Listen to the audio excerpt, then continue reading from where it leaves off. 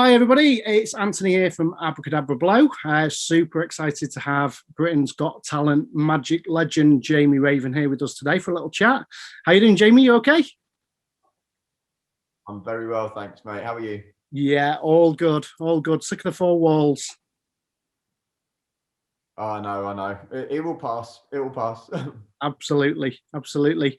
So, tell us about a bit about what you've been up to over these last 12 months, then, Jamie. Yeah, so obviously the same situation for everybody. When the situation first began, we were still able to do little bits and bobs. But in terms of like the lockdown, I think this is the third one we're going through at the minute. So obviously live shows and everything were cancelled, and I had a number of things booked up. There's a tour that I'll tell you about that we've rescheduled now for later on in the year, but that's been rescheduled at least twice, I think. So in terms of live events, that was nothing on the horizon. And then obviously this new sort of virtual world has evolved. So, thankfully with everyone becoming more familiar with Zoom and Teams and whatnot, we're able to do some shows, some virtual things. And so I do some corporate stuff.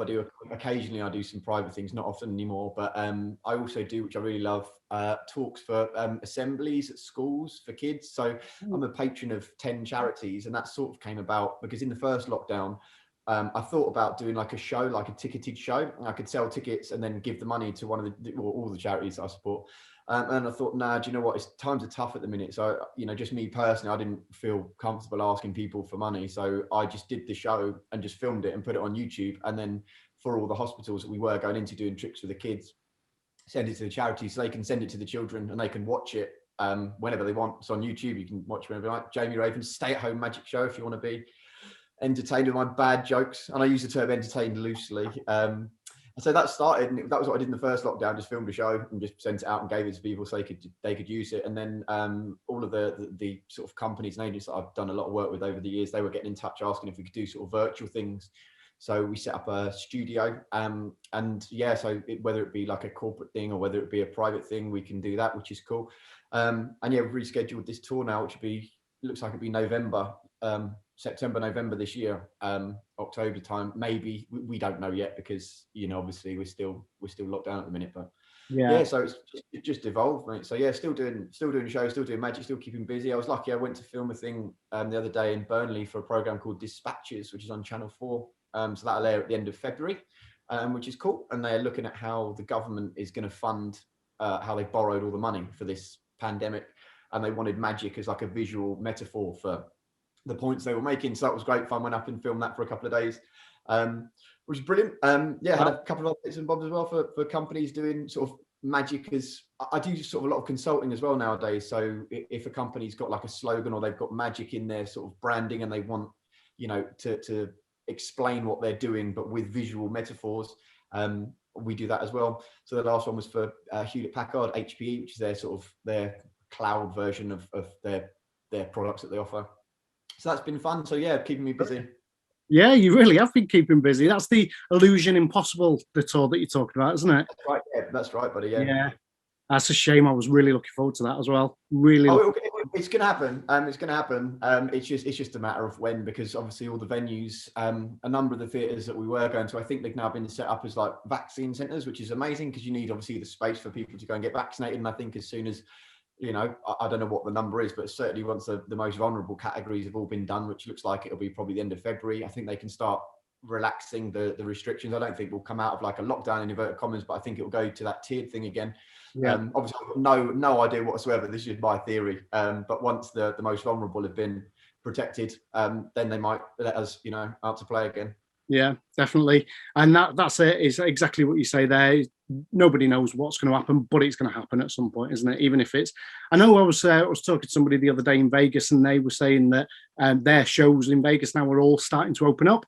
You have to have a COVID test before you go in, and so I don't know. Maybe that's a way that things might happen. But yeah, well, I'm good friends with Colin Cloud, who's a wonderful mentalist, mind reader. We met when we did the Illusionist show in London in 2015. We first met. And he's out in Vegas, and yeah, he said the same thing. So I think Piff has been doing shows. I know they reopened Copperfield's for a while because Colin does a show with Shin Lim. I think it's the Flamengo. Please forgive me if I'm wrong there. I know they do a show together, and he was saying that they have done a few, and I think they're going to be up and running soon. So yeah, because the thing is, in this whole pandemic as well, I think like Andrew Lloyd Webber, I think it was Phantom of the Opera, I think has been going on in somewhere in Asia. I'm not quite sure where. And I think when people come in, they've got to have, if you've seen it, you sort of look at a little box and it tells you what your temperature is, and then they've got like misting things to sort of get rid of all the germs, and there are ways of coping with it. It's just obviously when, at the minute, like I think the main concern for the government has been, the NHS being overwhelmed, which is understandable, especially at winter when people's immune systems are down. People sort of get poorly in the winter time. So, I understand why they're doing it. Whatever your opinions of it, I'm just a believer, like the government, the people in charge. I think they honestly are doing what they believe is best based on the information they're given. Sometimes that information turns out not to be true or not to be right, but I just believe that I like to think we're in the hands of people who have our best interests at heart. So it's good to think of that way. I'll be definitely at that show. No two ways about it. I'll be there as soon as it all happens. I was looking forward to it before. I'll be there again. So Britain's Got Talent. That was the thing. That was the big one. Yeah, the first magician to make it to the final ever. Second. So Darcy, my friend Darcy Oak, he was in the final the year before. So yeah, he's amazing. But yeah, he was the first magician to get to the final. So I think if I'm right in my history, I think David Penn was the first magician to get to the semi-final. Yeah. And then my friend James Moore got to the semi-final a couple of years before me. Darcy was the year before me. He got to the final. Right. Okay. Then I was able to as well. And then since the then, first person to come second. Yes. Top of my species though, so I was very happy with that. Highest placed human. Top. Most talented male standing two-legged speaking act of 2015, according to the Great British Public. So I can't argue with them. Beaten by a dog. I don't know. I'm a cat. No, absolutely fantastic stuff. 25 million views on Britain's Got Talent first audition. That's on their official YouTube one. It's actually over like 500 million now, because what happened was the year I did Britain's Got Talent was when Facebook videos really started hitting off. So what happened was people would put the video on their Facebook as well. So across all sort of platforms, it's had hundreds of millions. We've lost track of them all because people were, sharing it on Facebook, and then people would share it, which is amazing. And then also, as well as the official Britain's Got Talent channels, people also just film it on their tellies and whack it on. Yeah. It's been amazing because we've had, I think if I'm right in saying, I think there's about 190 countries in the world, of which I believe about 160 of them have internet. And I've had messages from about 130 of them, I think, I'm not exactly sure, from people who've seen it everywhere. So it really is amazing, like the reach of the show. And especially now with like the internet and YouTube and whatnot and Facebook. It really is. Yes. And your face is well known all over the place. That was the thing, wasn't it? The Britain's Got Talent was the thing that rocketed you. And then straight after that, it was The Illusionist, wasn't it? Down in London. 3 years running, was it? Yeah, so I'd been performing professionally. So when I did Britain's Got Talent, I was, how long ago is it? So it's 5 years ago, 2015. So what are we now, 2021? So in June, it would have been 6 years ago. So I'm 37 now. So yeah, I must have been 31 when I did it. And I'd been performing professionally since I was 20. So I've been doing it for 11 I think I was 32 actually, my birthday works out. I've been performing for about 12 years professionally. And I started doing close-up like everybody, well, most people do. And that had moved into what I'd call cabaret. So like, just a stand-up act. It might be in like a comedy club, or it might be at the end of a dinner or for like 100 people, 1,000 people or whatever. But Britain's Got Talent was obviously the key that unlocked the door. And then so that aired in the May 2015, and in the November, which is where I met Colin, and we started The Illusionist. That was amazing, and that broke the box office record at the Shaftesbury Theatre. That was amazing. So we were there, and The Illusionist has a rotating cast of magicians. So I've done it twice. Did London there, and we went to Dubai and Abu Dhabi a few years ago, and that's where I met Darcy, because we did the show together there. And then The Illusionist came back, I think, last summer or the summer before, maybe 2018, 19. And there was different crew of people, because they like to rotate it around, so that if they see the name, because the brand is so strong, if they're going back to the same place, they like to have they like to mix it up as often as they can, which is great. So yeah, it was amazing, great to be a part of that. And the first live theatre show I ever did was a sold out show at the Shaftesbury Theatre in the West End, headlining a show at Christmas time, which you get much better than that. No, you really can't. And I think it's the the biggest magic show ever to hit the West End, isn't it? So the Illusionist is the most successful touring magic show in the world ever. And then in terms of British magic, I think for that run up, because obviously you've got Darren Brown, who's amazing, in my opinion, the greatest British magical performer ever. He's done so many shows and so many tours. I think in terms of ticket sales, like numbers of tickets sold, he must be up there. And of course, Dynamo smashed it with his tour as well, which was amazing. But in terms of like it was a limited run, so we were only there for like 9 weeks, I think, or 10 weeks.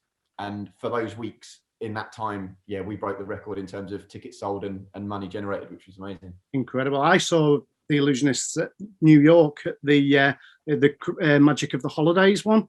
Shin Lim, Darcy Oak. Sorry? Was Paul DeBeck in that? No. Okay. It was Shin Lim, Darcy Oak, Chloe Crawford, Colin Cloud. Colin was in that one, yeah. Yeah, brilliant. Yeah, because when we did, so that was the Magic of the Holidays. They've done it a few times, I believe, and that was because when I did the one in Abu Dhabi and Dubai, that I met Paul DeBeck there, and he had, or maybe he would go on to do it. I can't remember the exact timeline of it, but it's a great show. It's amazing to be a part of, and unbelievable. The spend on production and PR and everything. It doesn't get any bigger than that. So it's an honour to been a part of their journey. Absolutely. And when the world get back to normal, you take things for granted. You think, I'll go next year. Just grab it while you can. Grab every opportunity while you can and get to it. You never know, do you? No, that's it. I think if this has taught us anything, it's live for today. It's they say it's. I think it was James Dean, was it, that he said, "Live as if you'll die tomorrow, but dream as if you'll live forever." So if you can do something today, do it today. Don't put it off to tomorrow, because wise words. Absolutely, words. That's what it's all about. I've got actually the Britain's Got Talent banknote from yourself. Oh yes, good man. I watched your show, your live stream on Facebook and that night. Back in, I think it was April last year, wasn't it? So straight away I was on there because I'm a bit of a collector of magic memorabilia. My walls are covered in, outside this room, my walls are all covered in magic memorabilia. And is that a £50 note? That's the £50 note. The bank. Yeah, so I'll send you. So that was the one I did in the audition, and then in the final there's another one. There's it's for £250,000, which was obviously that's what the prize was. So the routine changed obviously for the final. So I'll get your address after this, and I'll post you one. Happy days, love it. So you've already said your biggest influence, I think, Darren Brown. I wouldn't say in terms of performing, not influence, because don't get me wrong, I love mind reading, I love mentalism, and I do some of it in my shows, but the way that I like to perform sort of mind reading effects is I like it to sort of happen. So I like mine to be sort of like prediction based. So like I'll ask you to draw a picture, and then rather than me working out what you've drawn, I like you to turn around the pad and I've drawn what you've drawn sort of in advance. That's the way I've always sort of I've always preferred doing it. But in terms of inspiration, yeah, definitely. So it's like, if you look at anyone who loves anything, you look into it and you look into the history of it and you're inspired by people. And, I've never been as excited to go to a show as I was when I went to see the first Darren Brown show. It was Darren Brown Live. And I was at university at the time in Bath. And by coincidence, I think, well, not coincidence, but Darren Brown had gone to Bristol, and I went to Bristol to watch it. And it was one of the first shows of the run. I can't remember which one it was in particular he was doing, but I've never been as excited since or before to go to any show. So yeah, he's amazing. Obviously everyone, anyone who does anything to further increase the popularity, or bring magic to like the mainstream. So Dynamo had been amazing, obviously, because he's made magic cool. We had obviously Darren, Paul Zenon was amazing when I was growing up, and then obviously the Americans, so David Blaine, Chris Angel, and then before we had Paul Daniels and David Nixon and Tommy Cooper. And I'm just a massive magic geek, mate. I love it all. Okay. Good luck. Go on, mate. May I come and join you at your table? Would that be okay? I'd like to share with you a trick. It uses a £50 note, one of the largest currency notes available in this country, with my sleeves rolled up, guys, with nothing in my hands. We can get a shot of this on the screen. I'm going to change this £50 note into the much rarer, infinitely more valuable Bank of Britain's Got Talent £50 note. No way. Now you can see we've got our head of state, Mr. Simon Cowell. We've got our beautiful princesses, of course, our queen, son, for you to keep. Don't spend it all at once. Guys, I don't want you to feel left out. So I brought along some more cash for you, but I know deep down, you don't really want one of these. You'd much rather have one of those Bank of Britain's Got Talent. One for each of you to keep. Oh, I love that. Thank you very much. You've done loads. You've obviously been part of the most successful magic show in history. You've performed for Prince Charles at St James's Palace, which was just, and that was recently, wasn't it? Was it last year? Yes, that was in. Do you know what, my memory, as I get a bit older, my memory goes. It was either 2018 or 2019, I can't remember. So that came about through a very good friend of mine, Etienne Pradier. He's a wonderful French magician. Yeah. And he, when he first, I'm not sure when it was along his journey, but he met and got in or started performing for the people that are in charge of organising sort of functions for the royal family. And he's done more than anyone, I think, ever. So he's performed for, I remember I think I'm right in saying he was with Prince William and Kate the night before they announced their engagement. So he's done Prince Charles 1,000 times. He's done, parties for all of them. And he very kindly, he's asked to source magicians for Christmas parties at St James's Palace with Prince Charles, because Prince Charles is famously a member of the Magic Circle and he loves magic. So I think Etienne got Penn and Teller to go down there and do something, and he's had lots of other magicians. And he very kindly asked me when I was doing The Illusionist if I could do it that year, which I couldn't do because I was already doing the shows. And then very kindly invited me back, and it was myself. Etienne was there, another wonderful close-up magician, and Omid Jalili, the comedian, he was there as well. So it was great fun to do a show for like 100 people with Prince Charles sitting on like a miniature throne in front of you. It was amazing. Quite surreal. I bet it was. I bet it was absolutely an unbelievable experience.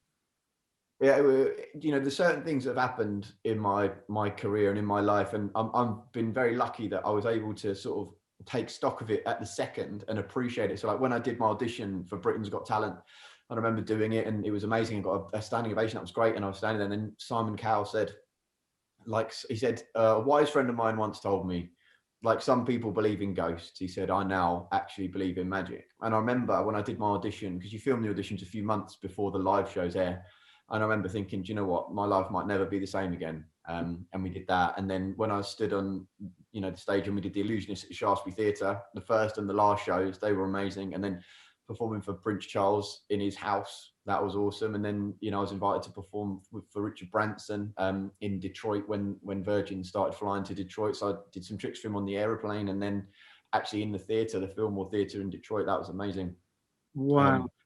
So yeah, it just, it's, I think it's really important. Like whenever you do anything, if you can just appreciate the now, like we were discussing briefly before, it's, you don't know what tomorrow brings. So just, whatever you do, put your heart and soul into it and appreciate it at the time, and just try and absorb it all in. And take lots of photos, because when I was a kid, I never, when I first started doing magic, my mum would always ask me for photos and stuff. And I'd say, no, I haven't got any, I didn't take any. I said, I know what they are, they're all in here. And then she said, they're not for you, they're for me. It's like, I want to, and it's like, it's true. Like I've been lucky, like I've been there and I've stood on one side of the curtain. So yeah, just take photos, especially now, everyone's got a camera on their phone, it's much easier now. Exactly. And so true. And when you were just saying that about the Simon Cowell, I watched that back. And when he says that thing about a wise man once told me that everybody, so many people can do tricks, but there's only so many real magic people. It gives me goosebumps every time I watch that. Amazing. I remember it vividly because he said, some people do tricks and some people do real magic. And I think that's what we just saw. And then I remember when I finished the final, and then he said, there's only one explanation for that. Magic must be real. And I was just like, man, that's cool. I'll get a free haircut out of that, and I can save that really for now because I haven't had one for a while. So it looks good though.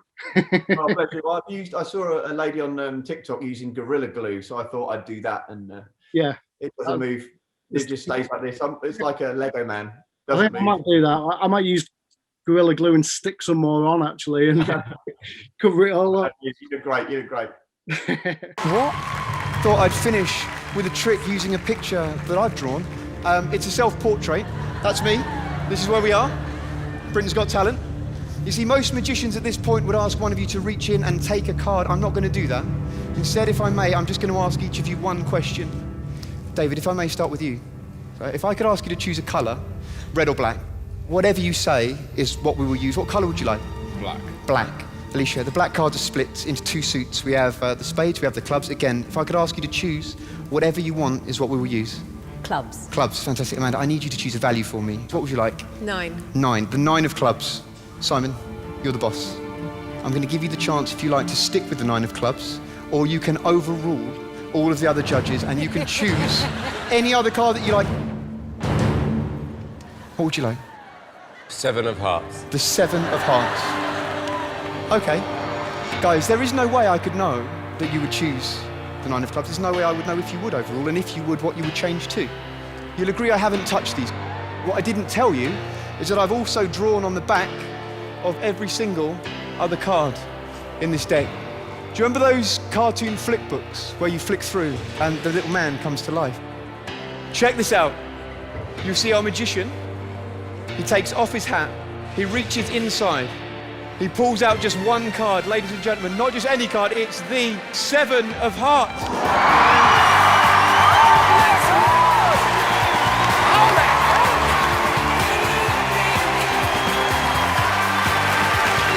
Thank you for watching.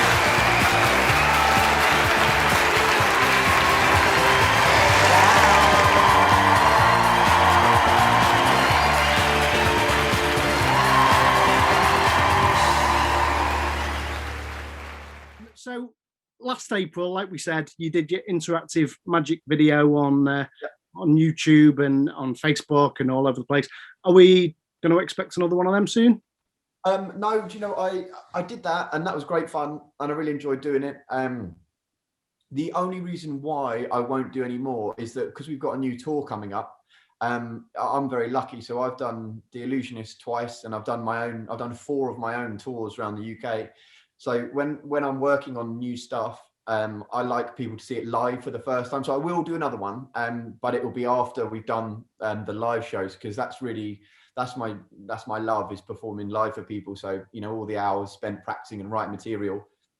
Yeah, it's for me, it's for people to see live, because, you know, magic through this virtual medium is great because it's the best we've got right now. But for me, magic is always best seen live. So I like, when I come up with new material, I like the first people to see it as it was written, which is for you live, like in front of me. So once I've done that and we finish that tour, then yeah, we'll definitely do another one. Absolutely wonderful. So we've got the Illusion Impossible, yeah, which is in the pipeline, due to come out when the world gets back to normal. We originally had the date scheduled for, it was supposed to start in, the latest version was supposed to start in March, and then we had dates throughout the year, March, April, May, June, July, through till the end of November. Obviously that can't happen right now, so we were talking the other day, and I think it's going to start September, maybe late September, October, November. They're what's penciled in. So yeah, it'll be great fun when we do it. Can't wait, because yeah, it's always, you know, new shows are what I sort of live for. So writing the material for that, and, you know, I love working with, you know, finding the right music. And a friend of mine's a musician, well, a couple of friends of mine are, and I've got someone working on some music for me for like the opening, which would be great, because it's, you know, I love starting with a blank piece of paper, and I am old school, so I actually do it on like notepads. I've got notes on my phone, which obviously I use, I'm sure everybody does, but I'm like old school, so I've got a little notebook, and it starts empty. And then by the time the show comes, it's just full of notes and scribbles and crossings out. Because what some people might not know is when you're doing a show, you write a touring show, and if you're moving from venue to venue every day, which is what we'll be doing, because The Illusionist was static, and that means you just stay in the same place. So you go in, you set it up on the first couple of days, things change a little bit, but basically it's there, it's done. When you're moving from venue to venue, you have to set up, do it, take it down, move to the next place, set up, do it, take it down. So everything has to be quite regimented in how you're doing it, because you've only got limited time to do it. But having said that, the show that is on day one will be not completely, but it'll be quite different from the show that finishes, because you're always evolving and you're trying to make things better, and some things work better than you think, some things might not work so well, and you've got to work out why. And yeah, it's fascinating because it's not just the magic tricks and coming up with it. You need to block it all. That means like move around in the right way. How are you getting stuff on and off the stage? What lighting are you going to use? When's that coming in? What music are you going to use? When are you going to go into the audience? When are you coming back? Yeah. And I'm working with, normally it's just me, so I just sit there and work out everything I'm doing, but I always enjoy working with others. So there's other acts involved as well. So yeah, how can you complement them and how can you big them up before they come out? And it's like a team thing. Absolutely. And like I said before, can't wait for it. It's going to be amazing. Jamie, listen, it's been an absolute pleasure. Thank you so much for taking your time. I know time is very precious. Not right now, mate. Got loads of it, so we can do it again tomorrow if you like. Love it. Right, that's in the diary for tomorrow. Fantastic. Thank you so much, Jamie. You're an absolute superstar. My pleasure, and great work with all that you're doing. I think you're doing a great thing for that. As a magic fan and a geek of magic, I'm always looking for everything. So well done on what you're doing. Keep it up. It's brilliant.